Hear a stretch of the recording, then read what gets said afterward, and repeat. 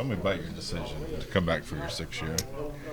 Yeah, about this time last year, I was trying to figure that out. I was dead set on leaving. Senior night, I was super upset. I was crying. My mind was made up. And it just didn't feel right. As we got closer to the bowl game last year, I met with all the coaches, met with my family a bunch.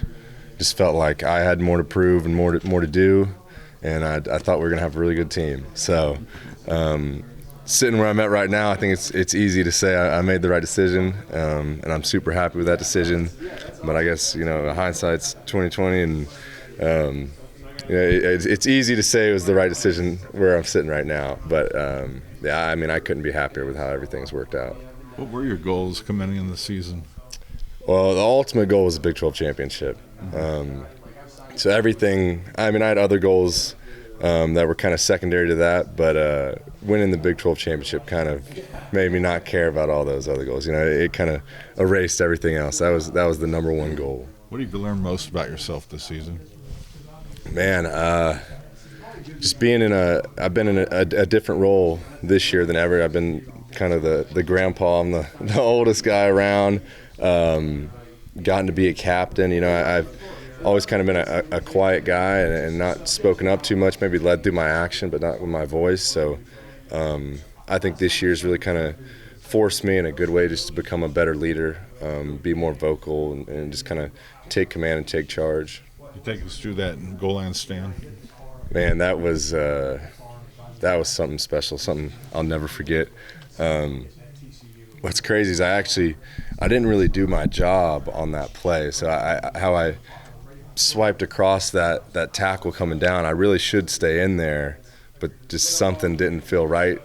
Something didn't feel right to me. So I made the decision to cross it. Daniel took his legs, and I was there to kind of catch him. And I don't think you could draw it up a better way. Just between me, him, and Ty, 3 guys who could have left and chose to come back just because how much they love this place and getting to kind of be the guys to end the game and win the game. It's just, I don't think you could write it any better. It's just special.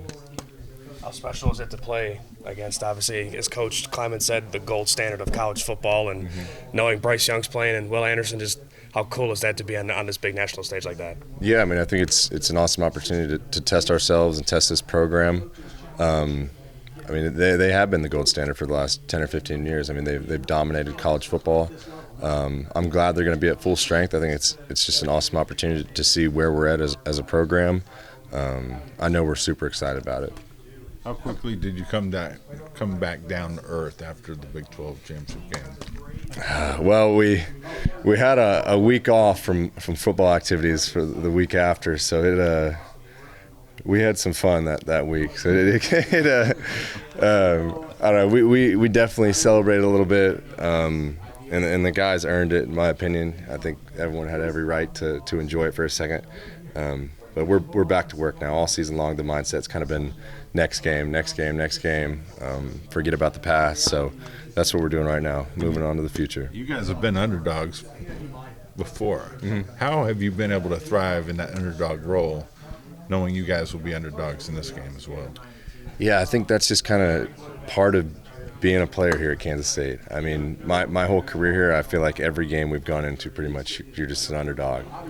I think we kind of have bought into that and just kind of made it almost like a badge of honor. Like we're fine with that. That gives us a little extra motivation. I think at this point in the year, I think we're used to it. It is what it is. It's a little chip on our shoulder, and we're ready to go to work. How much cohesion has developed on the entire defense? Yeah, it takes a lot of reps just to get that cohesion as a unit. And I can just speak from a D-line perspective, getting to get a ton of reps with guys like Felix and Mott and Nate and guys like that. Just kind of knowing where a guy's going to be at all times, developing that trust amongst one another. It just takes time. I think we're at a really good spot right now, just as far as, everyone is really well put together as a unit. Everyone knows where everyone's going to be. Everyone trusts everybody. So I'm excited to see how we play. How much progress did Mott make this season? I think he has got to be, in my opinion, the most improved player on the defense. I mean, he has played outstanding in my opinion. Going into the year, you didn't really know, was he going to get a ton of reps, was he not? I think he's been super impressive. I mean, he's played great, super dependable player, consistent player. I couldn't be happier for him. You grew up in SEC country. Is this extra special to get an SEC team in your last college football game? No, yeah, it's cool. Grew up in Georgia, grew up a Tennessee fan. My mom and sisters, I have a sister now goes to Georgia. So I've kind of been around it my whole life. So it is really cool to kind of get to go out and play against the top dog in the SEC for a long time. So yeah, it's very cool.